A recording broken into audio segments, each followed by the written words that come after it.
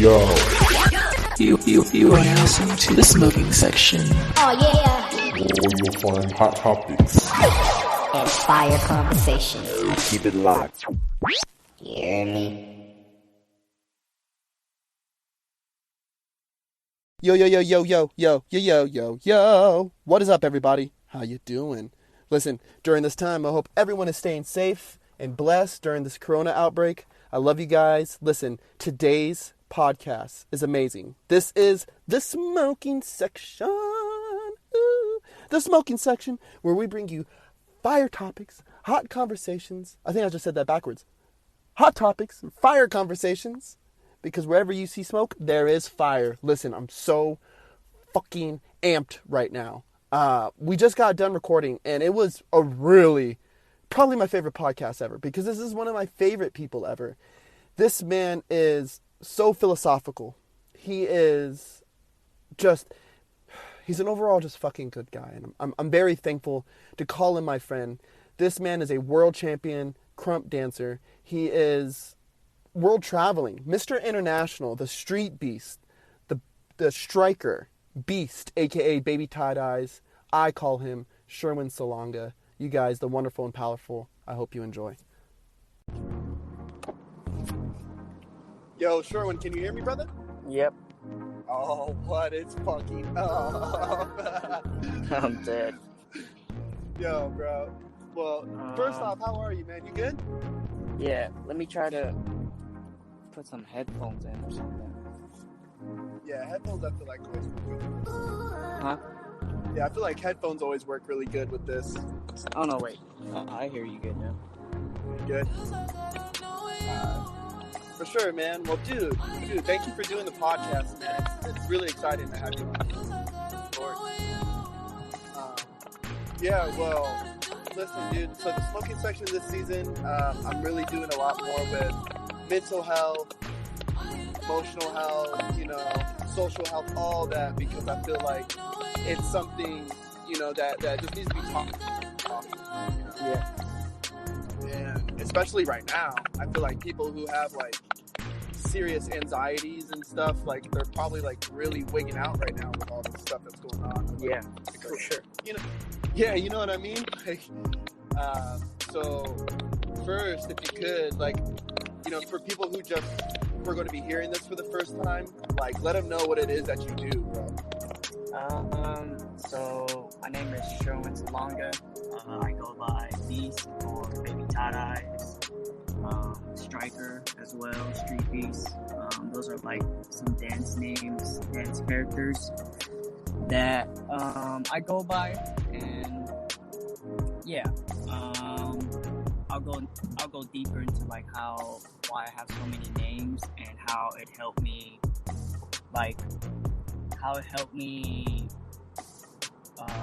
really manage through the stress and just different seasons of your life. But yeah, I'm a professional dancer. I've been traveling for dance for almost 10 years now. And then on the side, I was going to school to get my bachelor's degree in biblical ministries.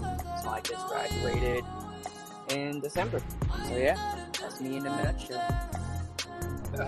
Yeah, definitely a nutshell. Because I mean, in those 10 years, like you said, it's been 10 years. You've been doing like the traveling, the dance. And I know, for myself, I know how much. Like I've seen through the videos and just stories of all the stuff that you.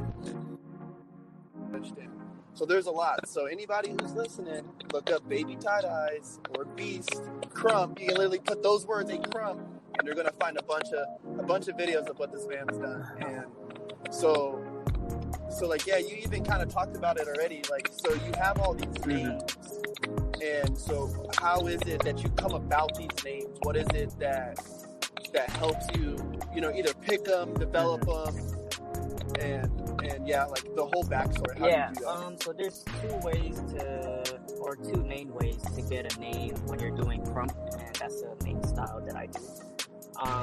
You're either given a name or you create a name for yourself. So Baby Tie-Dyes and even Beast was given to me by your teachers. So Todd Eyes is my teacher, and if you're gonna be his student, you have like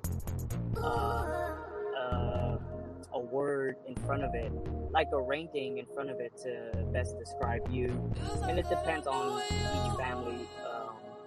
It depends on each family. So for me, I always liked the baby name because it was just like a humbling thing that I wanted to put on myself. At the time, like there was like junior or even higher ranks if we go about it like in the dance politics wise. So yeah, I was given Baby Todd Eyes, and even Beast, I was giving that name. I used to be Little Beast when I was in high school, and then I needed a dance teacher name, and Beast wasn't dancing at the time, or he doesn't dance anymore. So I was like, hey, I think I should like carry the name on, you know. So that's one. You get passed down, or you want to be under somebody, be their student, you know, and then you become like Little Beast or Baby Beast, you know, or Monster Beast. So then when you start to find yourself through walking on the pathways of like your mentor or like your hero, you know, you start to see things a little bit different. That's one of my advice is like really walk the path that is in front of you, you know, like if you really look up to these people, you know, first make sure you look up to them for a deeper reason than like they're just a good dancer, you know, like really look up to them that they're a good person, they're pursuing to be a good person, and they take their craft seriously and stuff and give back to the community.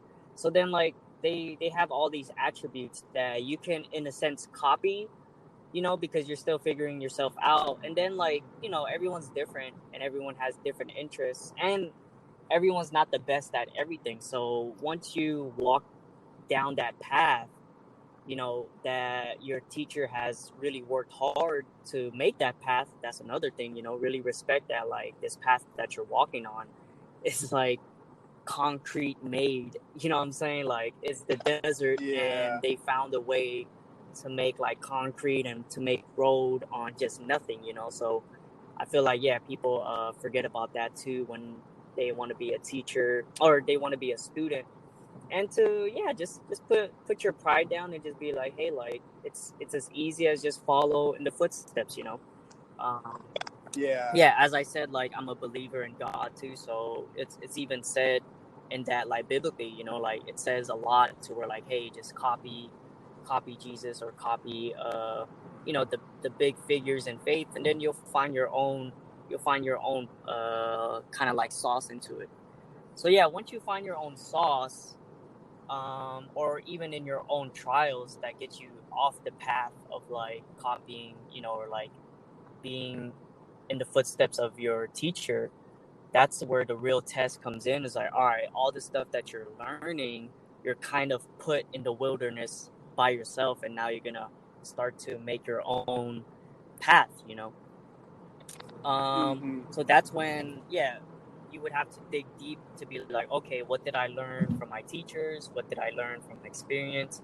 And then you're gonna keep learning from trial and error, and then you start to we're so lucky as dancers and as artists, but I think dancers more is that we love to name things, you know what I mean, like putting your leg around behind your other leg, like we name that, you know what I'm saying? And just a simple step forward is a whole name in various dance styles, you know. Some people call it the shuffle, some people call it, you know, just stepping, whatever. So you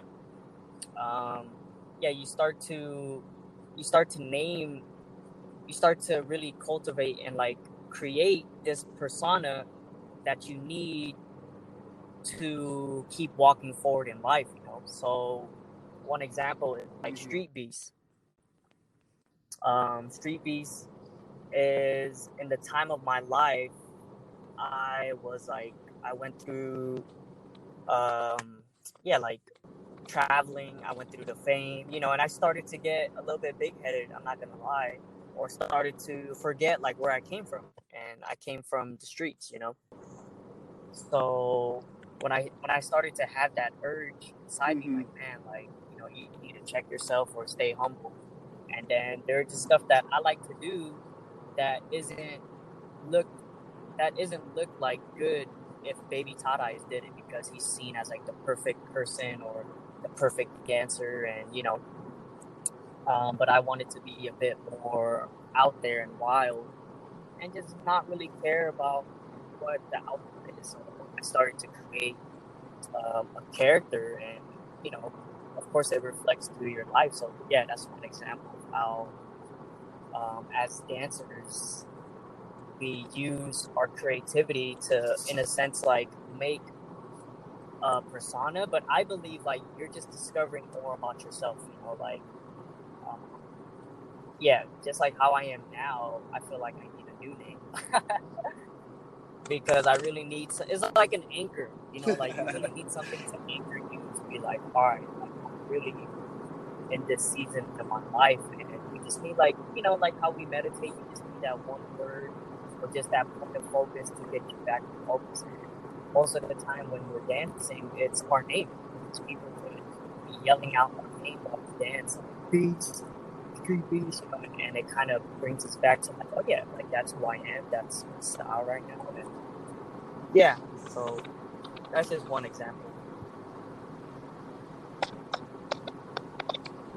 Yeah, and I like too how you also hit like on meditation. And for me, you know what I mean, like, because you showed me, I always shout them out on here, you showed me Headspace, and that's been one of the greatest fucking one of the greatest investments I've made, dude, in my life.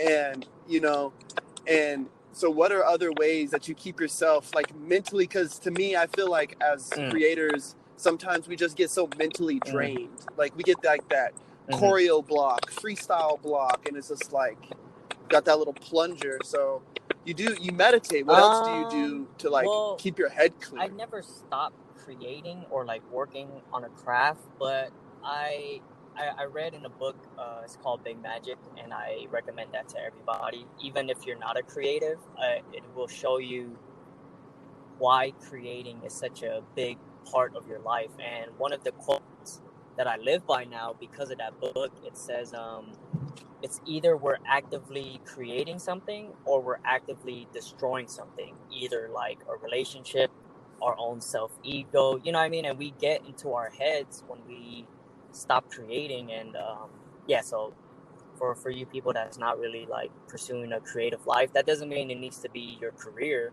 but even like cleaning your room or rearranging it like every month is a creative act, like taking another way home is a creative act, like the creativity in a nutshell is just the act of like rebelling versus the status quo, so if you're kind of bored with your life, just change it up a little bit and you're already being creative, but yeah, I really follow my curiosity.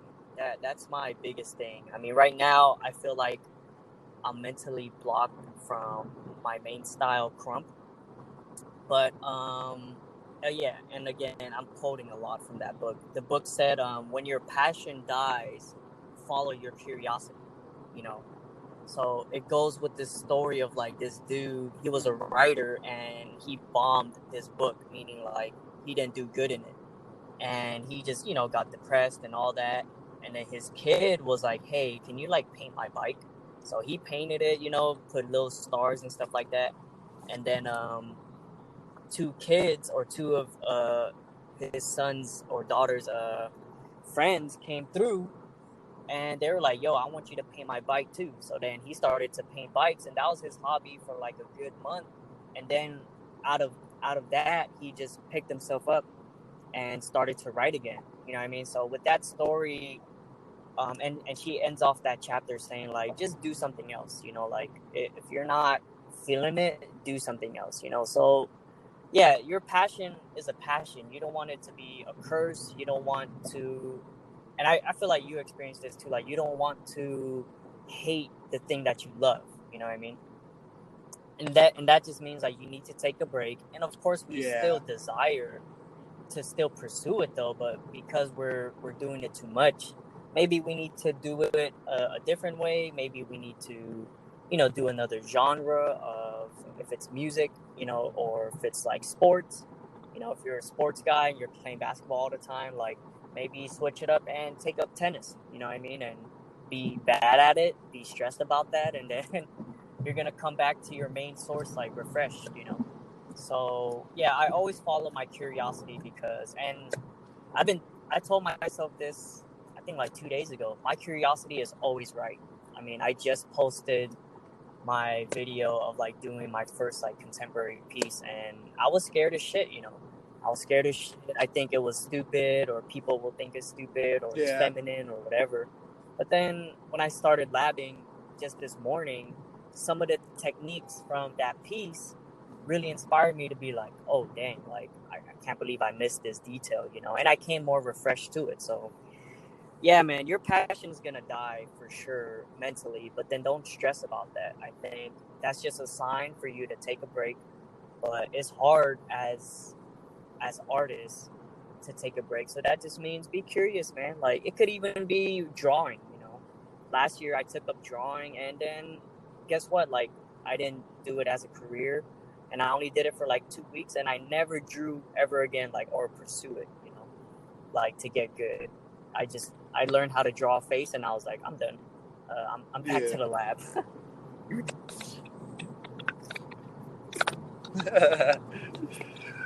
Yeah, because I feel like that too. Like you said, like sometimes it feels like fuck, I fucking hate this shit. Like damn, and I'm just like trying to go in because I love doing what I'm doing. So it's just like, well, maybe I can just practice a little bit with less people around, or without less people looking at me. You know what I mean? Because I'm just trying to get better, and that's it. I just want to be better every day. And yeah, drawing. I've been drawing a lot too, and things like that. Staying creative and just trying to find as much as I can to keep the stress off of me, because I know, and this is something that I definitely wanted to hear about from you. This is like, it's just stressing about shit is what takes the fun out of dance for me. Yeah. And I know that's got to be big for you, bro, because there's times when you're gone like a month straight, and you're just on the road, and you're literally going from country to country,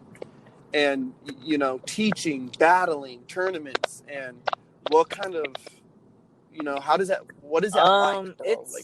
Like what is that like it's to a be out there battlefield, like that? man. I mean, yeah, it's a real battlefield. You really got to and again, I'm gonna quote it again, that book. Hello. Okay. Yeah, man, first thing is you just have to learn how to forgive yourself, especially as being an artist, or just in general. Like, forgive yourself.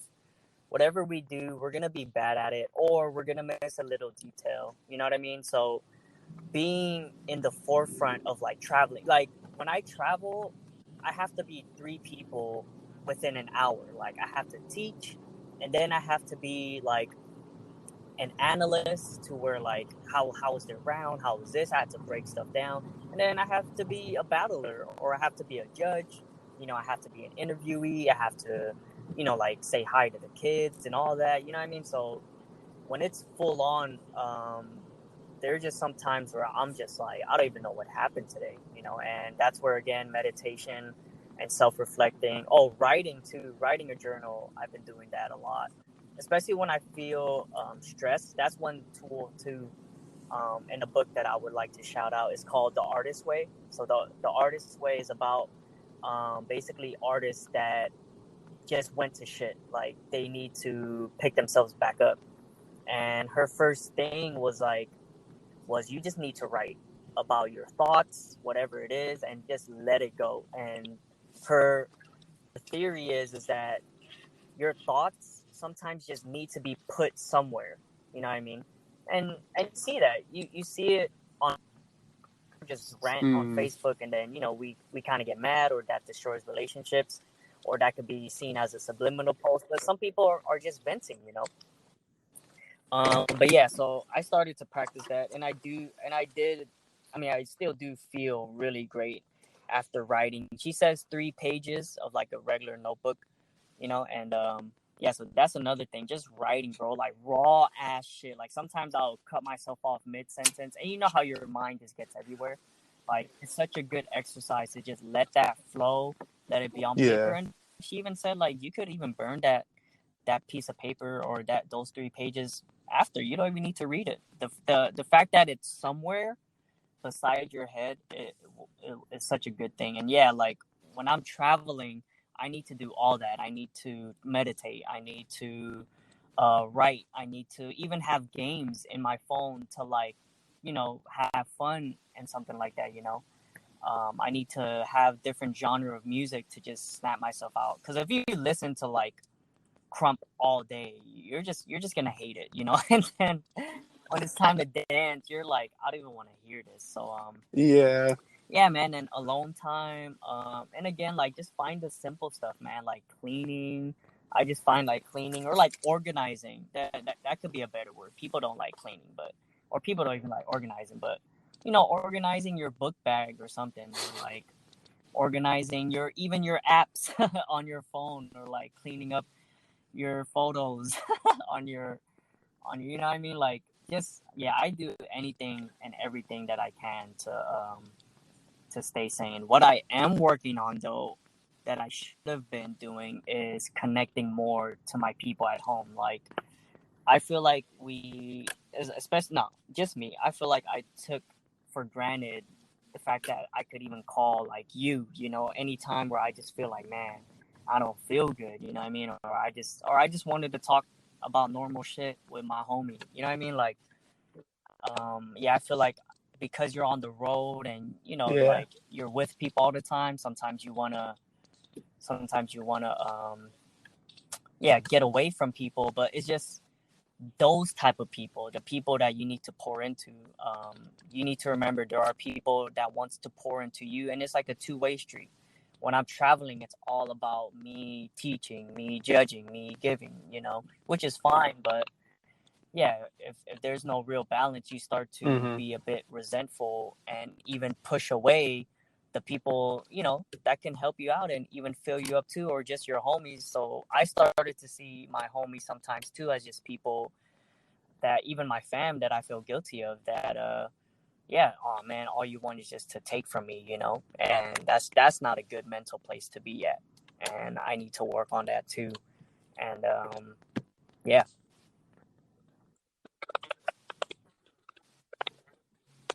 Yeah, because I could, dude, like, even me, like, the very small bit of traveling I've done with dance, it's like I've already experienced some of the, it's like grip and grin. You're shaking hands, you're talking to this event person, and it's like, oh, okay, well, go talk to the sound man. Now I'm talking to the sound man, and it's like, okay, I'm over here now, and it's like, oh shit, and and after a while, it's Yeah. like your brain, it just kind of gets roasted. You know what I mean? And so finding that recharge and something to kind of Yeah. keep you balanced, make you appreciate the moment but not get lost in it, type of feeling.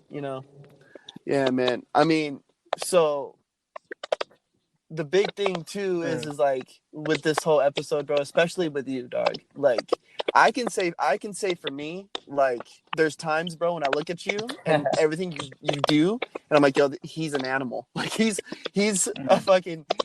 literally some kind of superhuman. And I know that there's people out there in the world who look at you that way, bro. And it's like I kind of wanted to like let people see, like, and it's cool to hear you talk about it because they kind of see the more humane side of you. Yeah. You know what I mean? Like Right. like Sherwin, I see you as Sherwin, like, you know what I mean? But where everybody has Go ahead. this whole thing. So let me scratch your brain real quick, bro. If you weren't doing krump, what else As in a life would you passion, for would you sure, think you'd really be music. I pursuing as a mean, passion? before I was dancing, I was doing music. Was like I was playing the guitar, and my whole family was playing instruments. Like our living room was low key a studio. Like in front of the TV, or in between the couch and the TV, was a drum set. So sometimes I had to watch TV over my brother, like playing the drums, and I couldn't even hear shit because he was playing the drums. So, and then right next to that was my sister's piano, and then I was playing the guitar. So, yeah, man, I was just around that a lot. In middle school, I was in the band, the marching band type of thing. So, it's either music and for sure, or I believe physically, because looking at my past, and that's such a big thing with mental health too, is like you have to really dig deep to know who you are. And I'm reading a book of Jordan Peterson, and he says it like, the first step to knowing yourself is to admit you don't know yourself, and you have to really take a step back and dig to be like, okay, like, what do I like? What don't I like? Why do I react a certain way, And a lot of our anxieties come from these unanswered things, like, and that's when I started to step back and I was like, all right, like, why am I so afraid of conflict with certain people, but I'm not afraid of conflict with these people, or like with these situations, like for me, like I hate like social media, like conflict, and I've came to peace to it, to where like there is time to where you need to go at it on social media, but I just 100% hated it.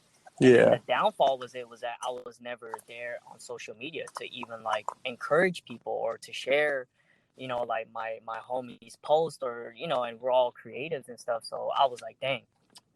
Anyway, yeah, that's a little nugget right there, is we don't know ourselves. And to think about it, like, we've been on this earth, a lot of us, for 18 years, and in those 18 years we were kind of living life through, on autopilot. Like, we didn't pick the school we went to, we didn't pick the family, what I mean, we low-key didn't pick our friends, what I mean, we were just stuck with them. And then when we got out of high school, that's when life kind of hit hard and a lot of trauma started to happen, because no one's really doing that for us. What I mean? It's just that simple little thing that when I learned that when I was going to school, I was like, dang, like a lot of our friends in high school was because we were stuck together and we were always given a task to do. And that's how friendships were made, Like every time when BeastCamp does a video together, we get closer because we have a task that's in common. We're still a bit strangers, but because we have something in common to tackle, that's how friendships are made. So now when people go out of high school, they don't even know how to make friends, because they don't realize, like, they don't realize the work it put into, but we were kind of put on autopilot, like, all right, find it. Yeah. So, yeah, man. And then, for me, I would be fighting, or I would be into like MMA or like boxing and stuff. So even before guitar, I was taught how to box, because like growing up in the ghetto and stuff, you had to learn how to defend yourself. And my oldest brother was in a gang. He was in I'm not gonna say what gang. I ain't gonna rat him out. But yeah, so he taught me how to box when I was like barely like 10, 11, and I loved it. And from there, we started to watch football together. So he was like my father figure, because my parents were divorced. So we were watching football. We would play football after, Sunday and stuff, after the games. We would watch wrestling. That's when wrestling was still tight. Like when Goldberg first came out, I was like, yeah, bro. I was like, Goldberg was my guy. I was like, oh, yeah. That I just felt like a lot of pent up aggressions because of like seeing, again, I didn't know it until maybe like years before, like 2-3 years prior, like just 2-3 years ago. I just really realized I had so much rage, because as a kid I saw my parents fight a lot, and and it wasn't healthy, seeing like right in front of my face too, and and that stuff needs to be expressed, needs to be talked about, and all that, and I never had the chance. So when I started to get into sports or fighting, I started to feel that physical sensation of like, dang, I'm releasing something, and I just love feeling dominant, because throughout my life, being the youngest child and just like being the one watching my parents fight a lot, I didn't feel so dominant. You know, I didn't feel so powerful. So yeah, man, I would be fighting, and that's why those two components is why I'm such the dancer that I am. You know, like I love the explosiveness of because I was doing wrestling in high school too, and then we were practicing Jeet Kune Do in Carson with one of like Bruce Lee's last students. He died like 2 years ago. And yeah, man, I just love just that whole sensation of the physical, you know, contact of like beating someone up or wrestling or, you know. And then I love music. I grew up watching, you know, my dad.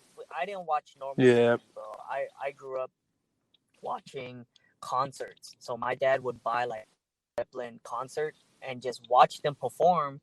So I was low key being schooled on how to perform. You know what I'm saying? Like, and then even AC/DC, like we would watch them daily, Yeah. like religiously for like 3 months straight. And I'm like, whoa. So you know, subconsciously when I started to dance, all of those components came together, and you know, I was just blessed to be introduced to krump because it had that same raw aggression as fighting, but then I could still play around with music, you know. So yeah, man. I mean, and again, I just recently Yeah. discovered all this about myself like 2 years ago because I really started to ask myself, like, all right, there's no way, like, because when I first started krump, my 3 months, I was beating people who were dancing in 3 years. Like, I had a big homie before Beast. His name was Recognized, and I was able to beat him within 3 months. And at that time, he was dancing for 3 years. So then I was like, all right, like, there's no way, you know, like, like, I really believe I'm not talented or people aren't talented. Like, they, you know, as a kid, like, they were just programmed, not programmed, but, you know, they were just blessed and stuff. Like, you know, I believe in talent just slightly, but I believe more in like digging in the past and really seeing like what situations you were put in to kind of bring out like this talent, you know what I mean? And I like to explain that too because, like, you know, like I would love to have a kid one Mm-hmm. day and to, yeah, just expose them to these things and not forcefully, and then be like, just watch them grow as artists and stuff. And I really believe, like, because I have a little sister. She's turning 5 tomorrow. Oh wow. But yeah, right. Just watching her grow up, and then Happy seeing like she birthday. was already like with my other sister, playing the piano. I was looking, and that's what kind of made me ask about myself too, you know. So when people say like, man, like you're just too good, bro, I was like, nah, it's like mixed. Like I'm blessed.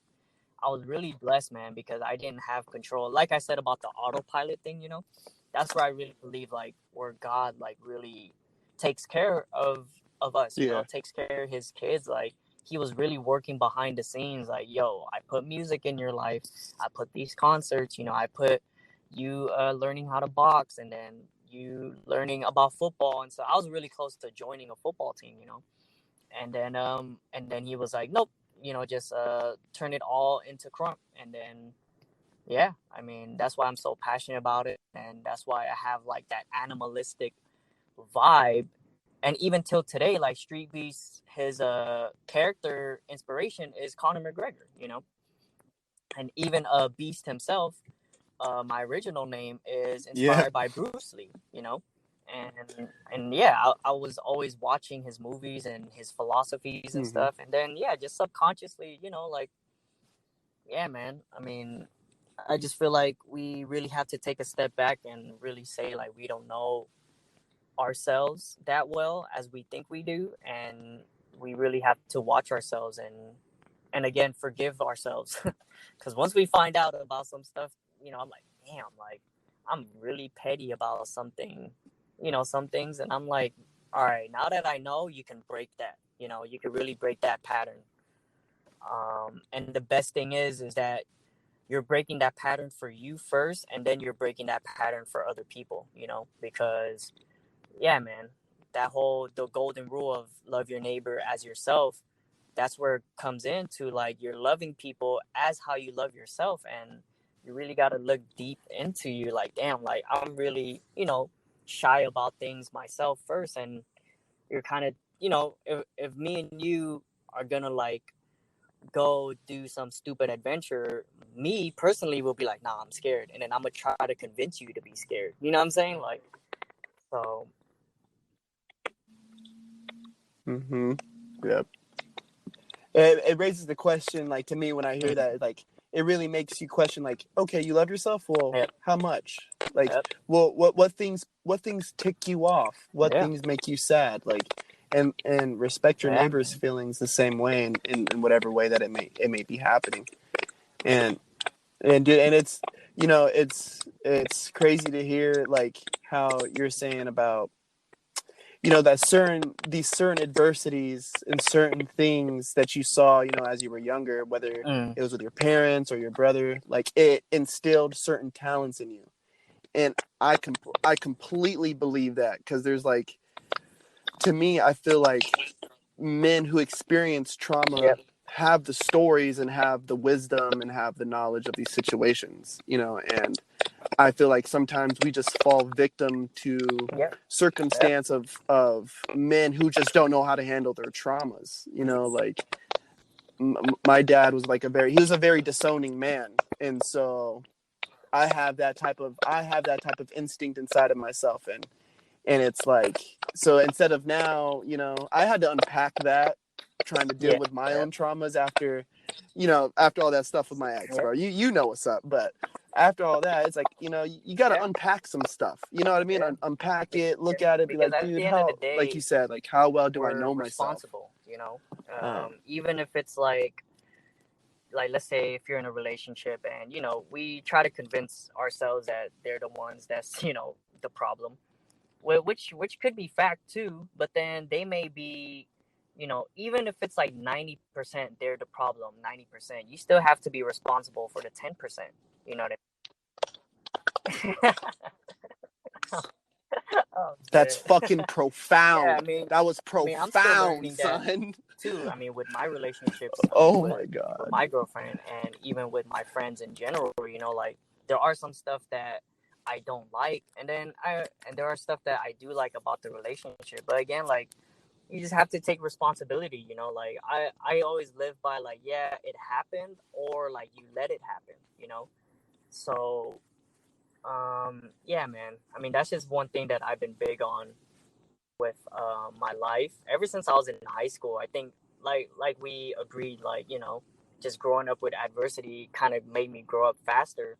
And yeah, I just had to always say, well, I need to be responsible for my actions, or for not speaking up, or I need to be responsible. Like, I know what's gonna happen, but I just let it happen, and that's such a big responsibility too. Like, what I'm learning with the book that I'm reading with Jordan Peterson is that, when we think we don't do something about a situation, like, there's no consequence because we don't do anything, that's stupid. Like, you get the same amount, maybe different consequences, but you'll have the same amount of consequences if you do something or if you don't do something. And that's where the real wisdom comes into play. Like, all right, which one, because he says it, and I do believe it, like, we're gonna suffer regardless in life, even when you do good things, because some people may think it's fake, some people may think, like, we'll talk shit even if you're the best person ever. I mean, it's the same with Jesus. Like, he was the perfect person, but people still talk crap about him. So that's inevitable, so you just have to pick and accept it. And yeah, man, so I just think that that's such a big thing, is that, all right, we know we're gonna suffer, but it's rather you're suffering for good because you want to change, like, your life and then the life around you, instead of, like, suffering because you're moving, you know it's not that you're moving backwards, because Jordan Peterson said, even if you're standing still, the world is moving without you, right? So visually speaking, you're kind of moving backwards even if you're staying still, because the earth is still rotating, you know what I mean? Like, on some poetic visual type of shit. So even if you're standing still thinking like you're not doing anything, and the world is gonna stand still with you. No, like you're still in a sense going backwards. You're not staying still, you know, for not speaking up or for not taking responsibility.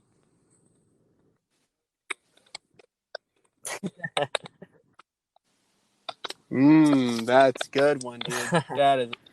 I literally just wrote that one down right now as you were saying it. Dude, well, we're coming up here towards the end, bro, and I just want to leave. I want to leave you a good spot. Is there anything that you would want to throw down for the listeners? Shout out to them, whatever. Give them your last little love. gem on them. Love is the answer. But it could go deep, meaning find out what love is. Like find out even how to receive love. And find out how much you need to give. You know what I mean? Like love should be it is our main priority in life, and it's a skill that we need to learn. A lot of people think, oh yeah, I love, and that's it. No, like we need to understand it. We need to understand how to love others, how to love different people, how to love in different situations. So I feel like that's such a good thing to pursue, because it's always fruitful, man. Like it's always fruitful when you pursue love. Like it's very hard to argue with a loving person. You know what I'm saying? Like it's just your ego getting mad. Like, man, he is not breaking, and that's such a good that's such a good thing to have on you as a person. That you're not breaking, even if the world around you is breaking around you. You know what I mean? So I feel like that's something that you need to do. And love yourself, man. Like the best way to love yourself is to know yourself, and and just to see what you're made of. And I feel like to see what you're made of is to see what you can create. I mean, there's so much rules in this world, and I just would love to see people kind of bend those rules to maybe make these rules a little bit better for the world. So yeah, man, I feel like love, man. Back on that meditative tip, I think if we just said that one word and throughout our day a lot, I feel like we would solve a lot of our problems. It's just love. Yes.